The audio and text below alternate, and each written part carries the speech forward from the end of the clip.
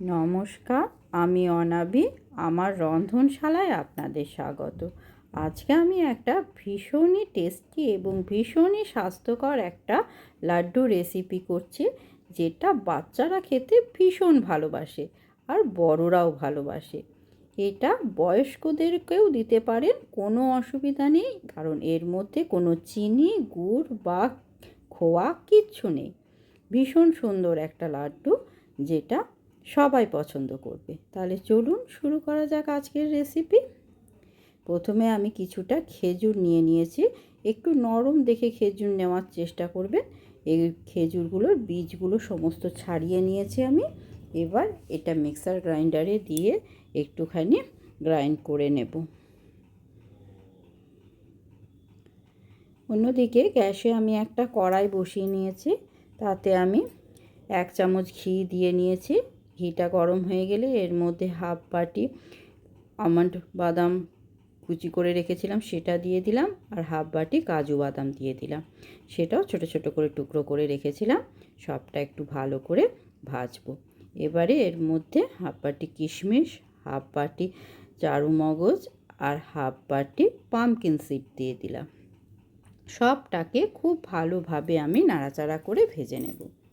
এটা কিন্তু আমি পুরোটাই লো ফ্লেমে ভাজছি, কারণ এটাতে কোনো রকম কালার আসবে না, যাতে একটা ক্রাঞ্চি ভাব আসে।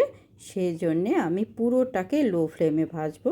আর বাদাম তো জানেন একটু তাড়াতাড়ি এটা পুড়ে যায়, এই জন্যে পুরোটা কিন্তু লো ফ্লেমে রান্নাটা হবে। একটু ভালোভাবে ভেজে নিচ্ছি। এবার এর মধ্যে একটুখানি পোস্তর দানা দিয়ে দিলাম, এই বড় চামচের 1 চামচ মতো। এবার পুরোটাকে খুব ভালোভাবে আবার নাড়াচাড়া করে আমি ভেজে নিচ্ছি।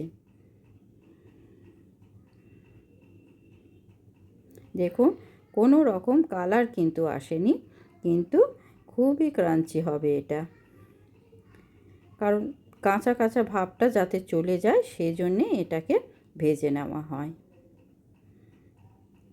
আর এই লাড্ডুটা কিন্তু অনেক দিন পর্যন্ত স্টোর করে রাখা যায়, কোনো অসুবিধা হয় না। এটা দেখুন ভাজা হয়ে গেছে। এবার আমি এটা একটা অন্য পাত্রে ঢেলে রেখে দিচ্ছি। এবার ওই কড়াইয়ের মধ্যেই আমি 1 বাটি শুকনো নারকেল, এটাকেও আমি মিক্সার গ্রাইন্ডারে দিয়ে একটুখানি গ্রাইন্ড করে নিয়েছি, সেটা এর মধ্যে দিয়ে দিলাম। এর মধ্যে আমি আলাদা করে কোনো ঘি দিলাম না, কারণ নারকেল থেকে এমনিতেই তেল বের হয়, এই জন্যে এটার মধ্যে আলাদা করে কোনো ঘি দিলাম না। এটা শুকনোই ভাজা হয়ে যাবে। বেশ ভালো করে এটাকেও লো ফ্লেমেই কিন্তু আমি ভেজে নিচ্ছি। নারকেল থেকে দেখবেন একটা সুন্দর সুগন্ধ উঠবে যখন, তখন এটাকেও রেখে দেবো ওই বাটির মধ্যেই ঢেলে। এবারে আমি কড়াইয়ে আবারও 2 চামচ ঘি দিয়ে দিচ্ছি। ঘিটা যেই গলে যাবে, এবার এর মধ্যে আমি মিক্সিতে যে খেজুরটা গ্রাইন্ড করে রেখেছিলাম সেটা এর মধ্যে দিয়ে দিলাম। এবারে এটাকে হালকা করে লো ফ্লেমে আমি কিছুক্ষণ নাড়াচাড়া করে নেব, কারণ খেজুরটার মধ্যেও যে একটা কাঁচা কাঁচা ভাব থাকে সেটা যাতে না থাকে, তাই একটুখানি এটাকে নেড়েচাড়া করে নেব। একটু চটচটে জিনিস তো, তাই খুন্তির মধ্যে চিটিয়ে ধরে যাচ্ছে, কিন্তু এইভাবে সুন্দর করে এটাকে একটু নাড়াচাড়া করে ভেজে নিতে হবে। দেখুন অনেকটাই ভাজা হয়ে গেছে। ঘিটাও এর মধ্যে অ্যাবজর্ব করে নিয়েছে। এবার এটাকেও আমি ওই বাটির মধ্যে ঢেলে রেখে দিয়েছি। এবারে হালকা একটু ঠান্ডা হয়ে যাওয়ার পরে আমি এটা চামচে করে একটুখানি মিক্সড করে নিচ্ছি। হাত ছোঁয়া ঠান্ডা হবে, সেই অবস্থাতে কিন্তু এটা মেখে লাড্ডুর আকারে বানিয়ে নিতে হবে। খুব ঠান্ডা হয়ে গেলে কিন্তু বানানো যাবে না, তাই হালকা হালকা গরম থাকতে এটাকে ভালোভাবে মেখে নিয়ে আমি লাড্ডুর আকারে শেপ দিয়ে নেব।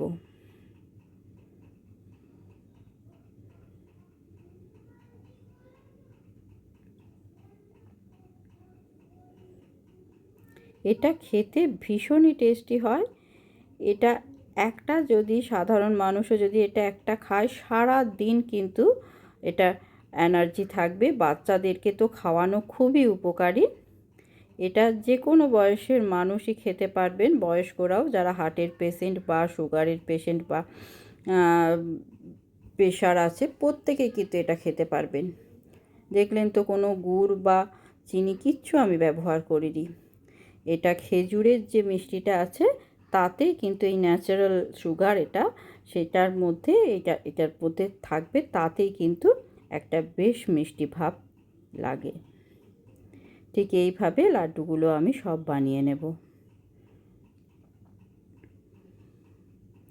সামনেই তো দুর্গাপুজো আসছে, বাচ্চাদের এই সময় স্কুল ছুটি থাকে। এই সময় আপনারা এগুলো বানিয়ে রাখবেন, বাচ্চাদেরকে একটা করে দেবেন, নিজেরাও খাবেন। যারা ডায়েট করছেন তারাও কিন্তু এই লাড্ডু বানিয়ে খেতে পারেন। ভীষণই ভালো লাগে এই লাড্ডুগুলো খেতে, আর খুবই উপকারী। দেখুন, সব লাড্ডুগুলো আমার বানানো হয়ে গেছে। এবার আমি আপনাদের দেখিয়েও দিচ্ছি কত সুন্দর হয়েছে। দেখুন লাড্ডুগুলো। আর একটা আমি এটাকে ভেঙেও দেখিয়ে দিচ্ছি ভেতরটা কত সুন্দর হয়েছে। আর ভীষণই সফট হয়, কিন্তু মুখে দিলেই কিন্তু মিলিয়ে যায়। আর বাদামগুলো বেশ, ড্রাই ফ্রুটগুলো মুখের মধ্যে কুটকুট করে লাগে, ভীষণ ভালো লাগে খেতে। এই পুজোর ছুটিতে অবশ্যই আপনারা এটা বানিয়ে নেবেন, ভীষণ ভালো লাগে খেতে। কেমন লাগলো আজকের রেসিপি জানাবেন। ধন্যবাদ।